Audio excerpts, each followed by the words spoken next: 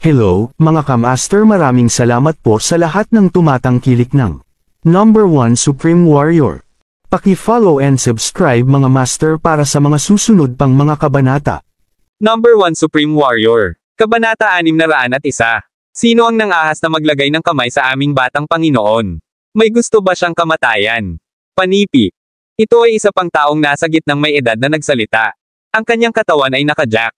Kalamnan, at mukhang matibay siya mula sa isang sulyap. Alam ko, may kamatayan siya. Hangad. F***sake, hindi na kailangang matakot sa ilang tinatawag na powerhouse mula sa gitnang lalawigan. Ang isa pang nakatatanda ay nagsalita din, labis na galit, kami. Kailangang siyasatin ang isyo at hanapin ang salarin sa likod ng aming batang master. Kamatayan. Dapat nating patayin siya. Ngunit ang pagdrag ay umiwas ng ulo. Sa palagay ko dapat tayong lahat umalis lamang sa ilalim ng takip ng gabi. Hindi ito ligtas para sa amin dito. Panipi. Bakit? Master, marami kaming mga bilya at pabrika dito, at ang aming. Narito rin ang kumpanya. Sinasabi mo ba na hindi mo nagusto ang mga ito? Panipi. Ang isa sa mga kalalakihan ay nagsuot ng isang naguguluhan na ekspresyon, hindi maintindihan kung bakit. Ang kanyang Panginoon ay gagawa ng ganoong desisyon.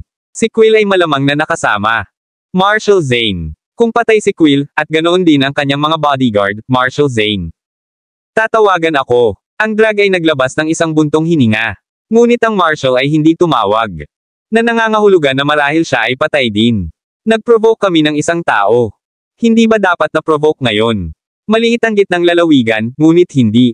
Kalimutan na ang maraming mga veterano ng digmaan ay bumalik sa lungsod, at mayroon. Marami sa mga maharlika at hari ng digmaan doon. Mayroon pa silang isang diyosa ng digmaan. Kabilang sa kanila. Kaya, kung ano ang sinusubukan mong sabihin ay marahil tayo. Hinimok ang isang malakas na veterano, Ginoo. At malamang na sila ay isang hari. O Diyos ng digmaan. Ang isa sa mga matatanda ay nag-surmise pagkatapos niyang isipin ang tungkol sa bagay sa katahimikan. Tumango si Drag. Sinabi ni Quill na si Fane ang isa na tumagas ng lihim sa mga Diyos ng digmaan, at pinatay lamang nila ang aking kapatid, Magnus, sa isang angkop na galit. Inaasahan ko na nagdulot sila ng ilang problema. Fane na kung saan, nangyari upang maakit ang atensyon ng mga Diyos ng digmaan. Kung iyon ang kaso, napakalubha. Boom! Sa ganito, sandali, isang nakakatakot na pagsabog ang lumayo mula sa labas. Boom boom! Boom! Agad na sumunod ang nakakatakot na cacophony ng isang away. Whoosh! Ang isang bodyguard ng pamilyang Xenos ay agad na sumugod. Masamang balita, Ginoo. May nag-ambush sa aming lugar. Nasa loob siya ng pagpatay at siya napakalakas. Sa palagay ko siya ang sikat na hari ng digmaan, Skylar Celestino. Ay Drag. Agad na sumakay sa kanyang upuan nang marinig niya iyon, natatakot. Kami ay screwed. Kami ay ganap talagang screwed. Si Skylar ay isang 8-star na hari ng digmaan. Isang may karanasan na manlalaban. Walang sino man sa Sky Dragon City ang maaaring umasa na tumugma sa kanya. Fighting prowess kung ano pa ang isang tao mula sa pamilyang Xenos. Huli na kami. Marahil ay makaligtas tayo kung umalis lang tayo ng kaunti. Mas maaga. Isang nakatatandang hininga. Huli na ngayon. Ang hari ng digmaan ay mayroon na. Doon, handa na para sa dugo. Bam bam bam. 3 resounding crash ang sumigaw. Sunod-sunod, at 3 sa mga mandirigma ng pamilya Xenos ay itinapon sa silid. Humiga sila sa lupa, hindi makahinga. Ang aking paghingi ng tawad para sa panghihimasok. Ngunit ang iyong batang Panginoon ay nakakasakit sa isang tao na kahit na hindi ako naglakas loob. Lahat. Ang pamilya ng Xenos ay maaaring gawin ngayon ay sisihin ang kanilang mga hindi kasiya siyang bituin. Ang mga mata ni Skylar ay malamig na malamig. Tumayo siya roon, isang hindi matitinag na bundok ng dalisay na lakas. Kabanata 602. Hindi rin ito tumagal ng 1 oras para sa isang solong tao na mapawi ang malakas na Xenos. Pamilya ng Sky Dragon City. Ang mga powerhouse sa Sky Dragon City ay lahat. Labis na nagulat nang malaman nila ang nangyari. Ito ay ang lakas ng isang hari ng digmaan ang takot ng isang 8-star na hari ng digmaan. Tulad nito, ang kapangyarihan ay higit pa sa kagustuhan ng mga normal na powerhouse. Kung paano ang pamilyang Xenos ay naghimok ng gayong hari ng digmaan, walang sino man ang may sagot. Sila. Alam lamang na ang batang master ng pamilyang Xenos ay nagpukaw ng ilan. Ang problema sa gitnang lalawigan, kung gayon, hinihimok ang nakakatakot na kaaway na ito. Tatay, nanay, hindi kami nagpunta para sa isang picnic sa mahabang panahon. Bakit hindi? Kumuha kami ng Fane, Selena, at Kylie sa kanayunan para sa isang picnic bukas. Kumusta naman yan? Sa ibabaw ng hapagkainan, iminungkahi ni Zina matapos na isipin. Tungkol dito, oo naman. Nangyayari ako na malaya bukas, at matagal na ang panahon mula nang lumabas ako kasama si Kylie. Dahil bukas ng Sabado, umalis tayo. Selena. Sabi, nakangiti nang marinig niya ang tungkol sa ideya. Sige, hey, ngayon na tayo. Mayaman, maaari lamang nating itaboy ang layo tuwing nais naming mag-relax, at bumili ng ilang mga bagay para sa isang barbecue ng ilog. Ben chuckled. Hindi niya mapigilan ang kanyang sarili. Ang pagbaril sa isang sulyap kay Zina sa tabi niya. Sino ang nakakaalam na matutunan mong tamasahin ang buhay? Marami pa, bakit hindi? Iniisip ko na dapat tayong lahat ay lumabas at magkaroon. Masaya na magkasama. Ngumiti si Zina. Nang bumalik sina Zina at Selena. Hindi nila nakita ang 10 magagandang bodyguard. Naalam iyon sa sandaling ito, ang lahat ng 10 mga bodyguard ay nakasuot ng mga puting sneaker at denim. Mga shorts, na inihayag ang kanilang mahaba, sexy na mga binti. Nagsuot sila ng maluwag na angkop na t-shirt. Ang pagbibigay ng isang mapang-akit ngunit nakaka-relax na aura. Master, tingnan. Kumusta ang mga damit na nagtatrabaho na pinili natin? Ang 10 kagandahan na isinampa sa isang solong linya pagkatapos. Pumasok sila. Humakbang pasulong si Elaine at ipinangako si Fane. Ngumisi. Ang mga kagandahan ay lahat ay garb sa naturang uniforme na dressing mayroon ito. Upang sabihin na napakadali sa mga mata. Bukod, ang bawat isa sa kanila ay puno ng buhay at panginginig ng boses mula sa isang sulyap. Ikaw mukhang mahusay ka. Sumimangot si Ben. Matapos niyang obserbahan ang mga ito. Ito ang mga bodyguard ng pamilyang Taylor. Ito ang ating mga bodyguard. Bakit hindi ko sila nakita sa hapon? Isa sa. Agad na humakbang ang mga bodyguard. Bata ka ba, Master Ben? Nagpahinga kami sandali sa hapon bago kami pumunta upang kumuha ng mga damit. Ipinaliwanag niya. Nakarating na lang kami sa bahay, kaya't napagpasyahan naming subukan ang aming mga damit. Para makita ng lahat. Nasiyahan ka ba dito, batang Master Ben?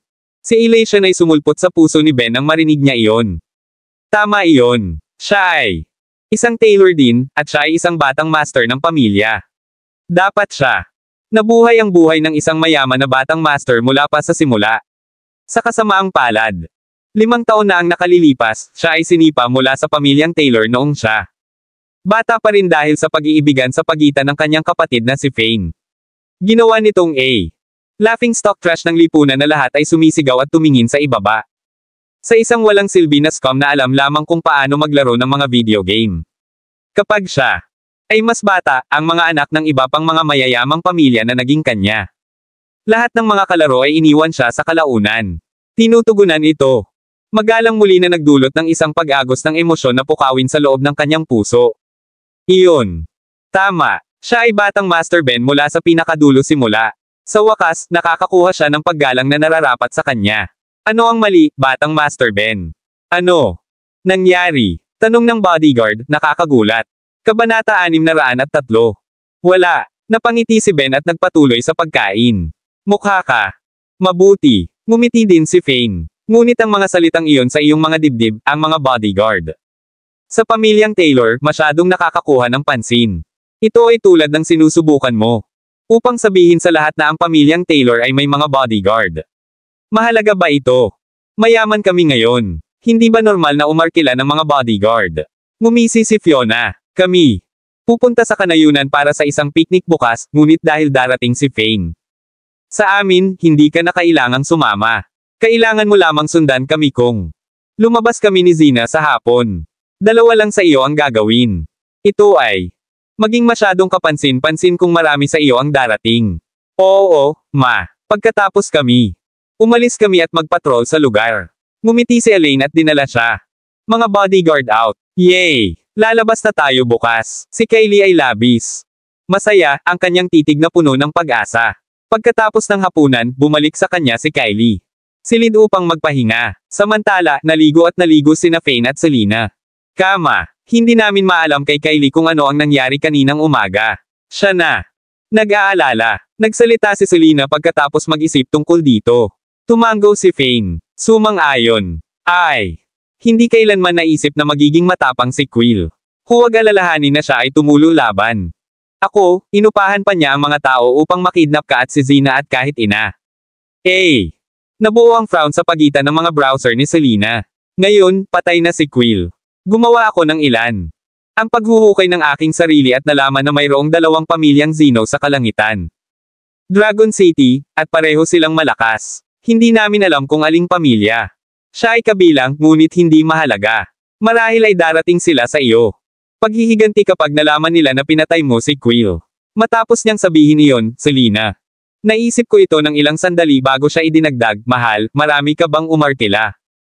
Mga bodyguard dahil nag-aalala ka tungkol dito. Tumingin si Fane sa kanya. Picture perfectong mukha sa harap niya. Inupahan ko sila dahil nag-aalala ako. Ikaw at ang kaligtasan ng iyong ina sa susunod na lumabas ka. Bukod, mayaman tayo. Ngayon ito ay normal na umarkila ng mga bodyguard. Dito, huminto siya ng kaunti bago magpatuloy ng walang pasubali, tulad ng para sa pamilyang Zenos, huwag kang mag-alala tungkol doon. Hindi magiging madali para sa kanila na malaman ang katotohanan dahil wala akong mga bilanggo. Bukod dito, laging may solusyon sa isang problema. Kung hindi talaga natin maiiwasan. Sa lungatan, medyo mabuting kaibigan ako sa Diyosa ng digmaan, maaari kaming pumunta. Siya para sa tulong. Ang pagkabalisa ni Selena sa wakas ay napalaya matapos niyang marinig kung ano siya. Sabi ng asawa, bobo niya ang ulo. Sa pamamagitan ng paraan, talagang kakaiba si Zina. Siya na. Hindi kailanman sinimulan ang isang outing ng pamilya bago, at kahit na ginawa niya, karaniwang ito ay lamang. Maging siya at si Ben. Bakit niya iisipin na isama tayo sa kanyang mga plano sa oras na ito? Panipi. Ang mga browser ni Fane ay lumabo. Akala mo rin ito ay kakaiba, mahal. Hey! Naisip din. Tila tulad ni Zina ay gumawa ng isang 8 flip. Marahil ay nasa A. Magandang kalagayan ngayon dahil binigyan ko siya ng $1,000,000. Selena's. Nagdilim ang ekspresyon nang marinig niya iyon. Tiyak na nakikita niya ang isang tao. Ang tagiliran habang ginagamit ang aking kapatid bilang isang takip, aniya, na pinsala. Hindi ba natin sinabi? Na nalaman natin na ang tao at masira ang puso ng aking kapatid sa sandaling mayroon kaming katibayan. Bakit ka nagpunta at binigyan siya ng pera sa halip? Matapos niyang sabihin iyon, gamulong siya. Ang kanyang mga mata sa Fane. Huwag mong sabihin sa akin na binigyan mo siya ng pera dahil siya. Maganda. Siya. Hindi alam ni Fane kung tatawa o umiyak. Hindi. Hindi lamang siya nakakaakit kumpara sa iyo, ngunit hindi rin siya nakakaakit kahit. Kumpara kay Sharon. Bakit ko siya bibigyan ng pera dahil mabuti siya? Naghahanap. Ganito ito. Ang galit ni Selena ay nag-abate lamang matapos niyang pakinggan. Paliwanag ni Fane. Kaya't sinusubukan mong ibababa siya sa kanyang bantay at ipakita ang kanyang totoong mga kulay sa ibang pagkakataon. Tumango si Fane. Ngunit hindi ko pa rin makuha kung bakit siya. Biglang tinanong kaming lahat na lumabas. Panipi. Kabanata 604. Alam ko, hindi ko talaga maintindihan. Dahil ba sa nailigtas mo siya at ibinigay sa kanya? $1,000,000, o mayroon talaga siyang pagbabago ng puso? Selena speculated. Ilang sandali. Isang pagbabago ng puso. Si Fane ay sumabog ng isang nakangiting-ngiti. Ang leopardes na tulad nito ay hindi maaaring baguhin ang kanyang mga spot. Labis siyang sakim. Kahit na ang kasakiman kaysa sa iyong ina. May posibilidad na mayroon siyang ilan. Nakakainis na pamamaraan sa mga gawa para bukas. Walang paraan. Lalabas na tayo at nag-iikot siya. Ngumiti si Selena at humiga pagkatapos off ang mga ilaw. Matulog na tayo. Niyakap siya ni Fane mula sa likuran. Mahal, kami. Nakagambala ni Kylie kagabi, ngunit natutulog na siya sa kanyang silid ngayon. Dapat. Kami. Seryoso. Bakit palagi mong iniisip ang gayong mga baluktot na bagay? Ikaw **starred. Biglang hinawakan ni Panic ang dibdib ni Selena. May isang pahiwatig ng coyness sa kanyang tono. Natuwa si Fane nang madama niya ang coyness na iyon. Siya. Nagpa siya na magpatuloy sa laro. Tinapik niya si Selena at pinindot ang kanyang bibig laban sa kanya. Ma'am. Si Selena ay labis na kinakabahan, ngunit siya. Binalot ang kanyang payat, may tapered na mga kamay sa paligid ng Fane pa rin. Ang dalawa ay naging isa. Kinaumagahan, inunat ni Selena ang kanyang katawan matapos siyang magising. Ang mukha niya ay bahagyang flush, at ang kanyang balat ay mukhang maliwanag at malinaw. Maganda ka. Mahal. Tinitigan siya ni Fane, goggle-eyed. Hindi mo rin hiningi ang aking pahintulot kagabi at pinono mo at binubuli ako. Selena. Harumph, ngunit ang init ay nagmula sa kanyang tiyan. Upang maging patas, siya ay naging patay na lasing sa kanyang gabi ng kasal at hindi maalala ang anumang mayroon nangyari sa pagitan nila. Hey! Ang buong mukha mo ay pula, mahal. Sa palagay ko ako. Bumabagsak at mas malalim sa pag-ibig sa iyo. Nag-choke si Fane at niyakap. Si Selena na bumaba lang sa kama. Dahil kailan mo nalaman kung paano magsalita ng gayong matamis na nothings. Kinuha ni Selena ang kanyang damit mula sa sahig at pinagsama ang mga mata sa kanya. Lumiko. Nagbabago ako. Ang mga pisngi ni Selena ay marumi na pula habang pilitin niyang lumingon sa paligid. Nagsalita si Fane, ngumisi bilang kanya. Ang puso ay puno ng init tulad ng dati. Tila ang dalawa ay makatarungan. Tungkol sa pagsisimula ng isang madamdaming kwento ng pag-ibig. Nakakainis. Tahimik, ikaw. Panipi. Napahiya si Selena kaya gusto niyang maghukay ng butas at ilibing ang sarili. Ito matapos siyang magbago, tumakbo siya at binigyan si Fane ng isang mabisyo na kurot. Sa likuran. Hindi ko naisip na mayroon ka ring mga ligaw na sandali, mahal. Tumalikod si Fane at niyakap siya, hindi bababa sa inis. Nagtanim siya. Isang halik sa noo niya. Sige, hugasan natin at magtungo. Almusal. Sige. Si Selena ay kahawig ng isang naghahabol na pusa sa yakap ni Fane. Purring na may kasiyahan. Ang ngiti sa kanyang mukha ay maliit at matamis. Bago. Inaasahan niyang maranasan ang pakiramdam na ito na protektado siya. Gayunpaman, wala siyang pagpipilian kundi maging malakas para sa kanyang pamilya nang wala si Fane. Wala siyang pagpipilian kundi maging isang malakas, independenteng babae na kailangang dalhin ang bigat ng kanyang pamilya sa kanyang mga balikat. Kabanata 605. Ngayon na bumalik si Fane, may pag-asa siya. Tama. Kahit anong mangyari. Kailangan mong ipangako sa akin ng isang bagay, mahal. Itinaas ni Selena ang kanyang baba at sinabi. Fane. Ano ito, mangangako ako sa iyo ng anuman. Ngumiti si Fane. Dapat nating hanapin. Nakikita ng lalaki si Zina. Lubhang matalino siya, kaya dapat tayong maging maingat. Hindi alerto siya. Inisip ito ni Selena. Pagkatapos ay sinabi niya, huffing. Si Zina ay ang aking kapatid at ang aking mga magulang na kumakain sa kanyang palad ngayon. Sila. Hindi maniniwala sa kung ano ang sasabihin mo. Iyon ang dahilan kung bakit kailangan nating mahuli sila. Ang kilos at hayaang makita ng aking kapatid kung sino talaga siya. Pagkatapos lamang siya ay ganap. Sumuko ka sa kanya. Sige, nakuha ko ito. Huwag kang mag-alala. Ako ay maingat, at ako. Makibalita sa taong nakikita niya. Tumango si Fane at nangako. Matapos silang hugasan. Hanggang, pumasok sila sa silid ni Kylie upang gisingin siya bago bumaba ang tatlo. Para sa agahan. Kapag tapos na ang agahan, lahat ay sumakay sa kanilang mga kotse at nagmaneho sa isang maliit na ilog sa kanayunan. Itinatag nila ang kanilang barbecue pit, kinuha out ang mga sangkap, at sinimulan ang pag-ihaw ng pagkain. Karaniwan ang maraming ng mga tao na barbecuing sa paligid ng lugar dahil espesyal na nakalaan ito para sa barbecues. Mayroong kahit na inupahan ang mga kawani upang limasin ang lugar. Gayunpaman, sila kailangang magbayad ng $20 upang magamit ang mga pasilidad. Sa isang tabi, mayroong isang pampublikong banyo, pati na rin ang ilang mga pavilion para sa lahat na magpahinga at maglaro. Hindi masyadong malayo ay isang medyo malaking supermarket.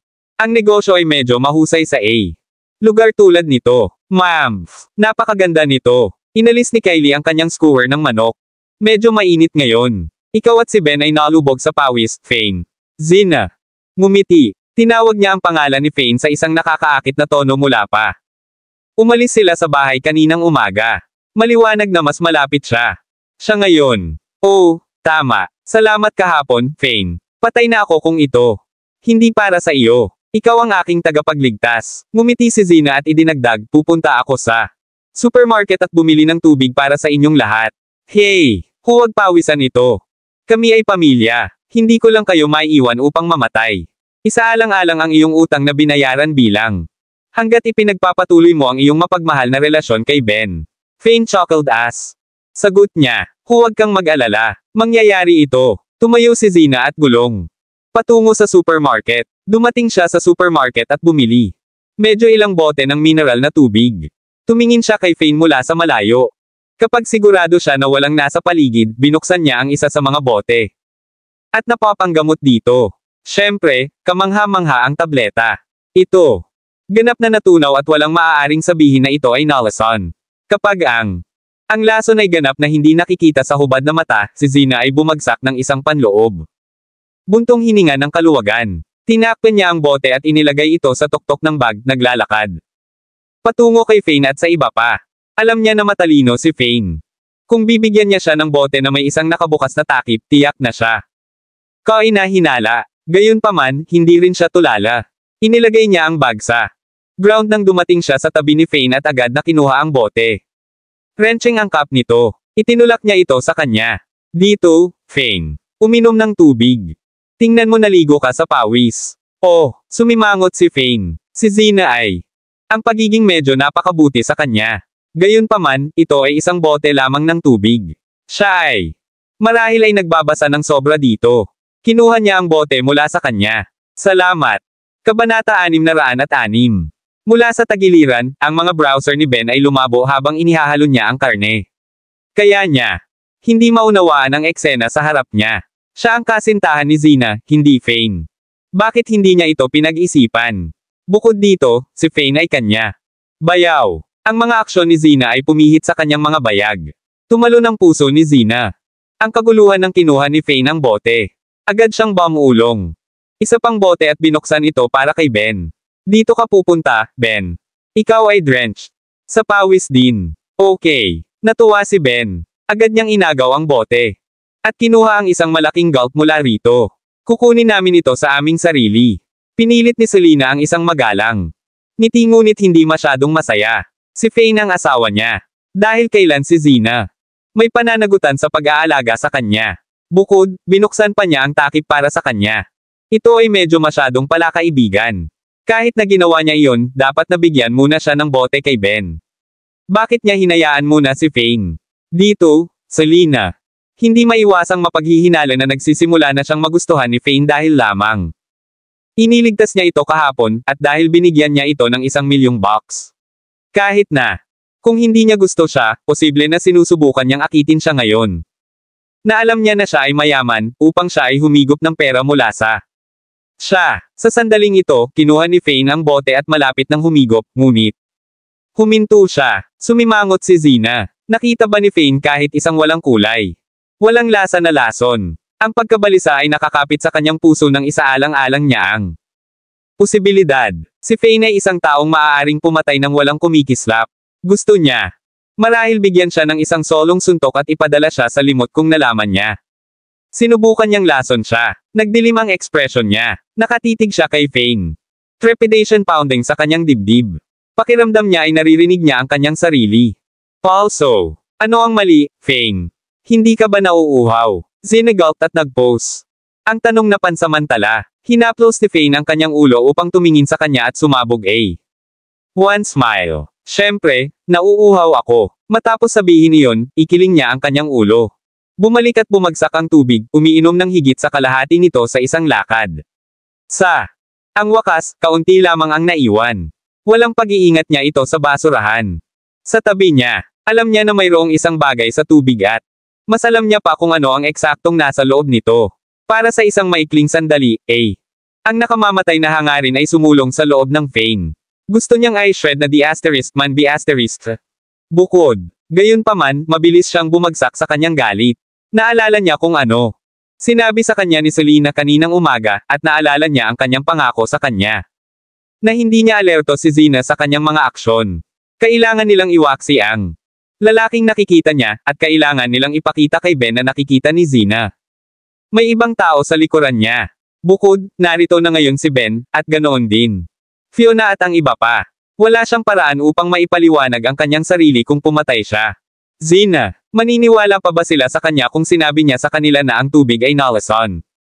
Ang lason ay maaaring tumagal ng halos 1 buwan upang maipakita, kaya siya fine sa ngayon, halos parang hindi pa siya nakalasing ng anumang lason. Maniniwala ba sila? Siya, ang isang lason na tulad nito ay tunay na mapanganib. Mas mahalaga, kahit na sila naniniwala sa kanya, hindi kailanman aamin ni Zina. Wala silang magagawa kung iginiit niya na wala siyang alam, at gagawin niya. Marahil ay ilipat ang sisihin sa debating kumpanya ng tubig.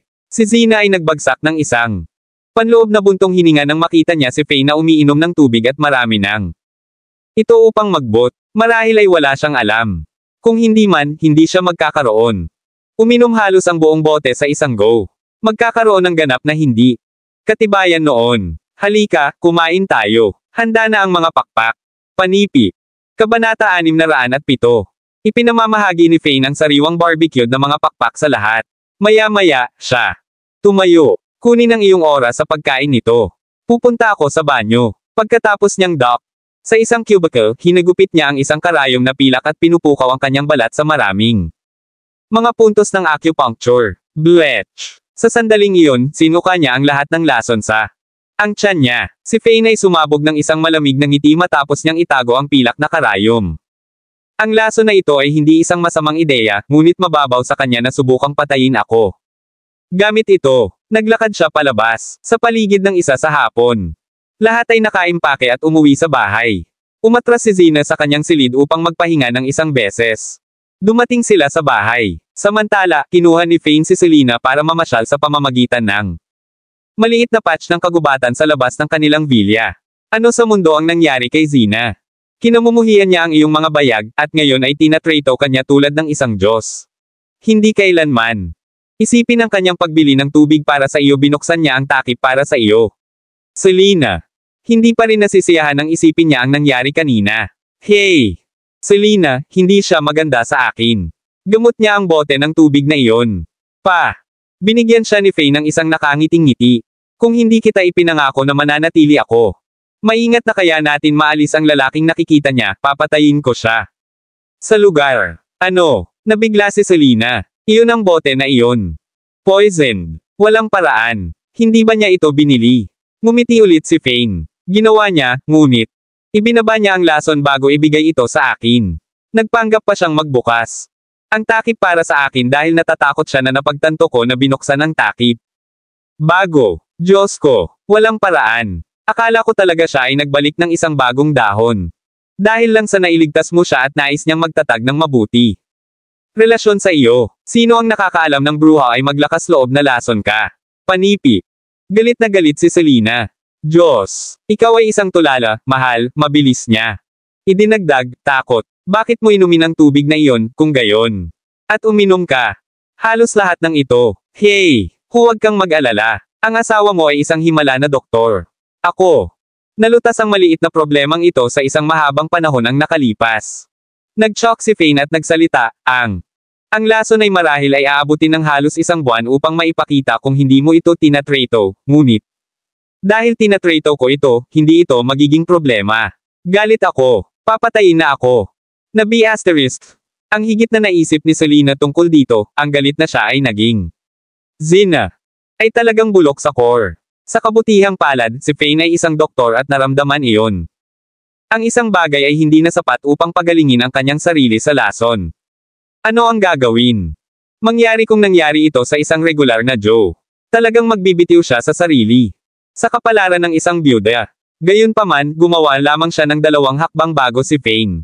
Kinaladkad siya pabalik. Ano ang ginagawa mo? Aalerto mo siya kung gagawin mo. Ito bukod, anong patunay ang mayroon ka ngayon?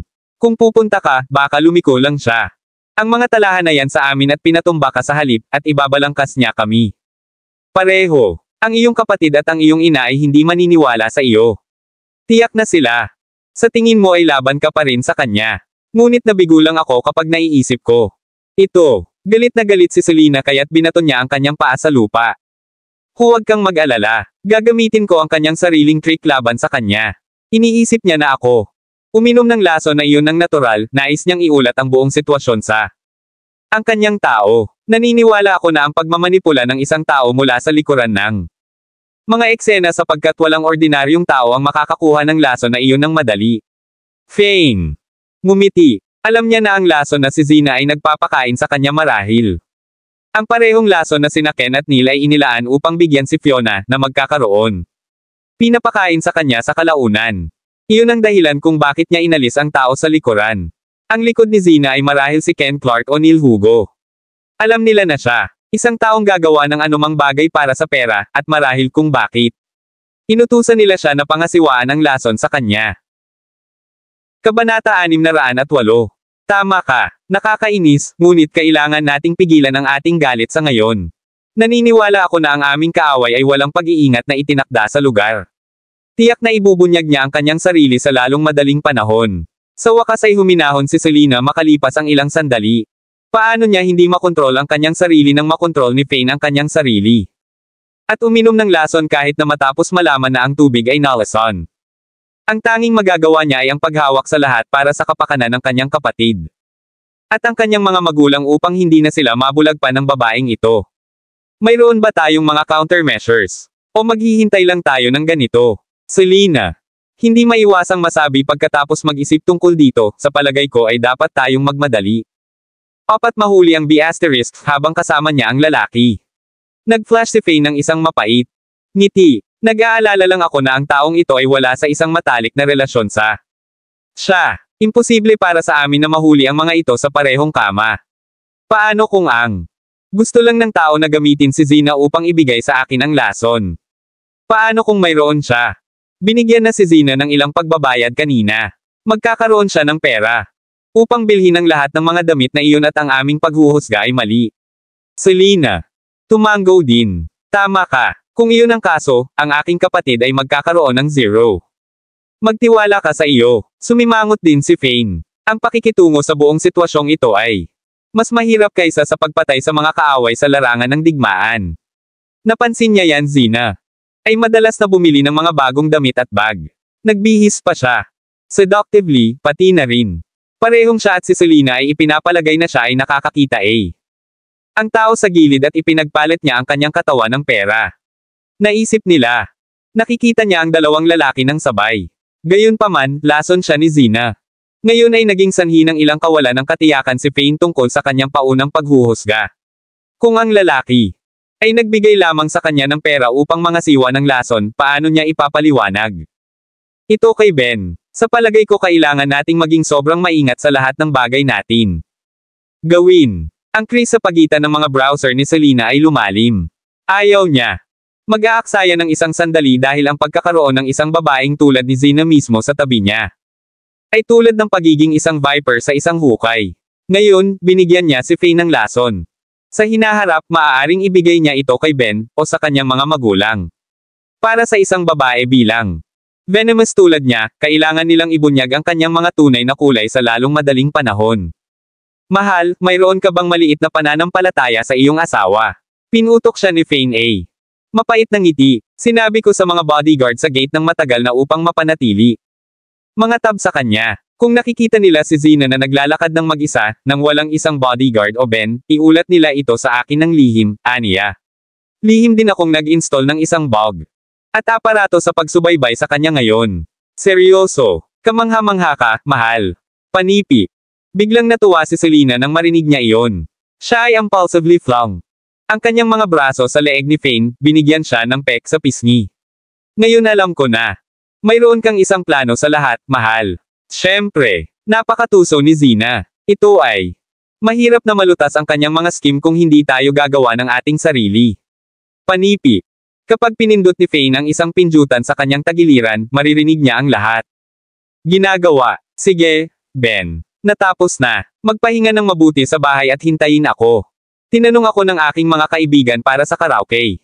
Ang boses ni Zina ay lumubog. Fane at ibinahagi ni Selena ang isang sulyap nang marinig nila ito. Ang kanilang mga puso ay tumalon sa kasiyahan. Si Zina ba talaga ay pupunta mag-isa? Ito ay masyadong maraming pagkakataon. Narinig nila talaga kung ano ang nais nilang marinig sa sandaling sila. Nagpa siya na mag-eavesdrop sa kanya. Ang boses ni Ben ay tumunog din. Dalhin mo ako. Zina. Ako ay isang magandang mang-aawit din. Sobrang nababato ako sa bahay. Hindi ka kailanman nagdadala. Ako sa labas kapag nakita mo ang iyong mga kaibigan. Sagot ni Zina, bakit ka pupunta? Kasama na. Hindi sila magiging masaya kung kasama mo ako. Nasabi na namin na kami hindi dadalhin ng iba sa aming mga pagpupulong at hindi namin isasama ang mga lalaki. Ang mga batang babae sa amin ay maaaring ganap na makapagpahinga kapag kumakanta kami sa aming sarili. Panipi. Kabanata 609. Tumahimik sandali si Zina bago magpapatuloy, tama. Huwag mo akong tawagan sa gabi. Alinman, okay. Palagi kaming naglalaro sa panahon ng aming mga pagtitipon kung saan kami ilalagay lahat ng aming mga telepono sa mesa, at ang may-ari ng telepono na ang una sa Ang singsing ang siyang pumili ng bayarin.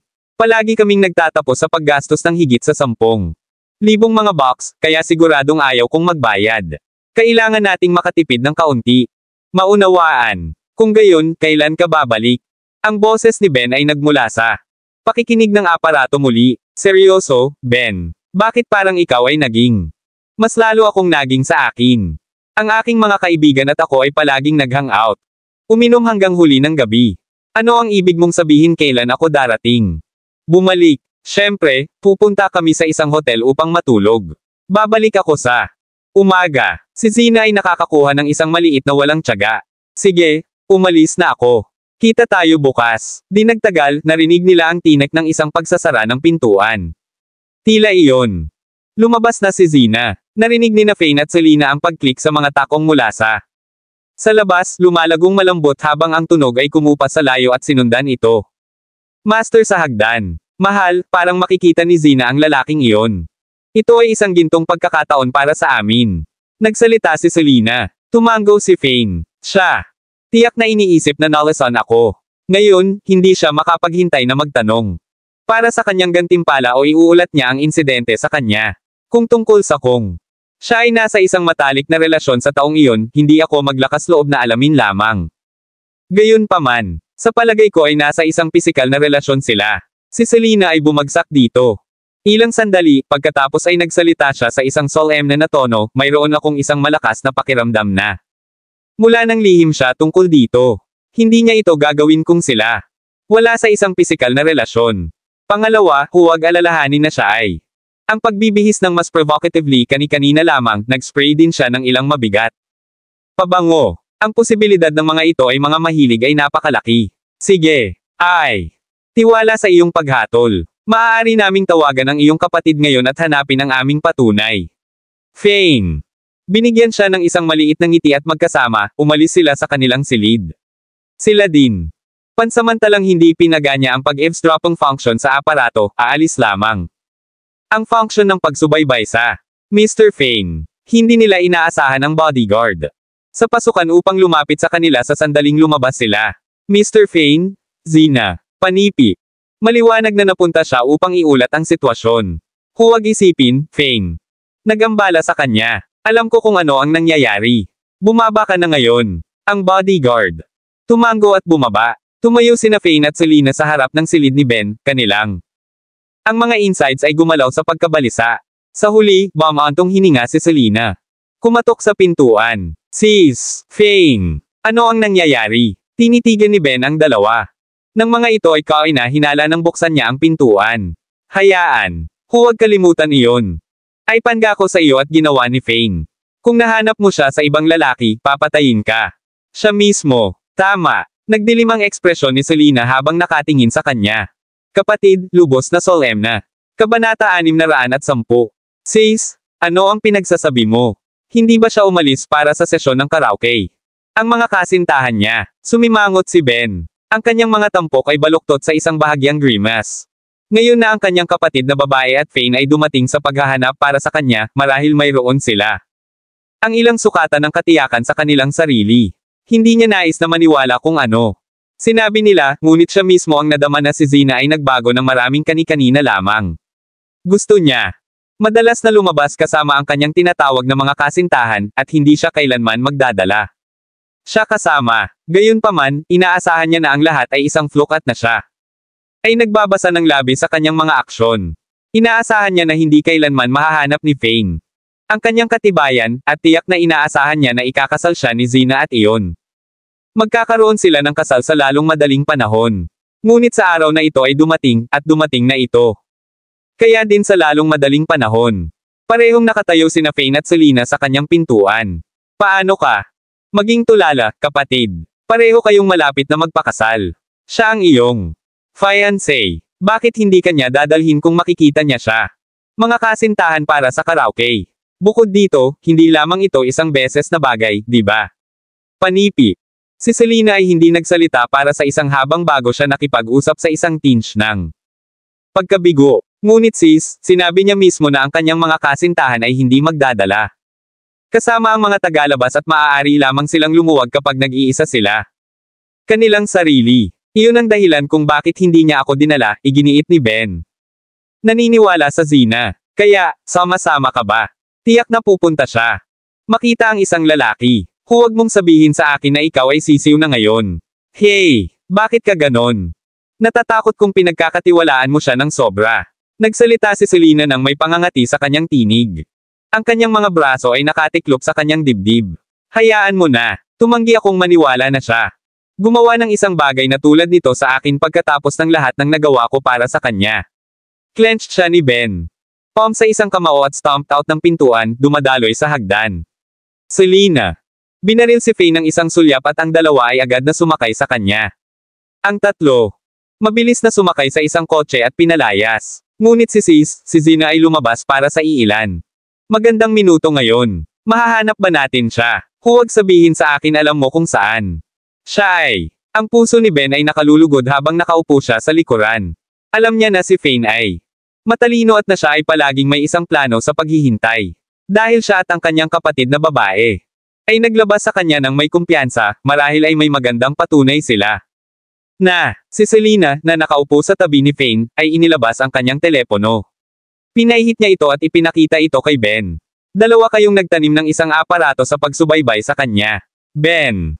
Napanood ang kumikislap na tuldok sa screen na sumusulong. Ang kanyang ekspresyon. Dumilim. Wala kaming pagpipilian. Sobrang sneaky ni Zina. Malalaman kami. Matagal na kung hindi natin ito ginawa.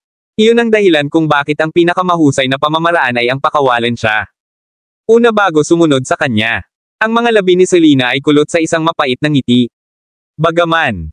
Nadaman niya na ang pamamaraang ito ay isang maliit na underhanded, wala siyang pagpipilian kundi sumama dito para sa kapakanan ng kanyang maliit na kapatid upang sa wakas siya. Buksan ang kanyang mga mata sa katotohanan. Huminto siya. Ito ang Grand Star Hotel. Selena. Biglang sumigaw ng mabilis niyang napagtanto na ang pulang tuldok ay tumigil sa paglipat bilang. Sa lalong madaling panahon dumating ito sa Grand Star Hotel. Maraming salamat mga Kamaster sa walang sawang pagsusubaybay. Isang like, share, and subscribe naman dyan mga Kamaster. Abangan ang susunod pang mga kabanata.